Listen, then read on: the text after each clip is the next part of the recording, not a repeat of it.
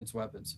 So how can we apply that, Raphael, to what's happening today in Lebanon and in Gaza? Because neither Hamas nor Hezbollah have been defeated, although they are significantly weaker. Are we looking at an endless case of mowing the grass in these two territories, in Lebanon and in Gaza?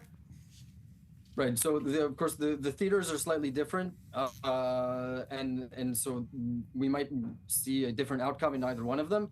Regardless, I think it's clear that Israel has returned to apply this realist doctrine in the north by taking territory. Even in the context of the current ceasefire, Israel still maintains, as we just saw, a sort of buffer zone, certain areas of strategic land that are controlled the region, and it also acts preemptively to prevent Hezbollah's rearmament. It also took a strategic buffer zone on the Hermon and in southern Syria.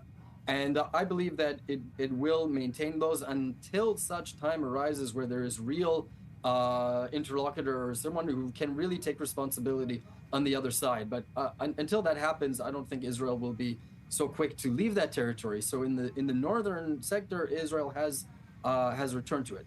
In Gaza, on the other hand, it's sort of a mixed bag. We have taken certain territories, about half of the Strip. And I don't think Israel is going to very quickly withdraw from that. On the other hand, it has not achieved decisive victory against Hamas. I think that's also clear.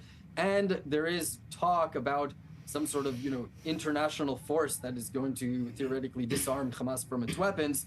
I would be skeptical about relying on that. And at the end of the day, I don't think that's what Israel would do. And just briefly, how do Israel's relationships with its allies, the United States most importantly, of course, affect that strategy going forward?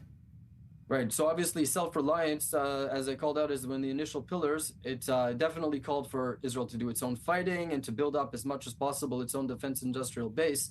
On the other hand, it doesn't mean acting without cooperation of a great power. In fact, Israel always used one of the great powers over this history to support it. The difference is that previously Israel understood that being in a regional power in its own right, building up its own autonomous base, defense base, and acting, that's what made it into an asset.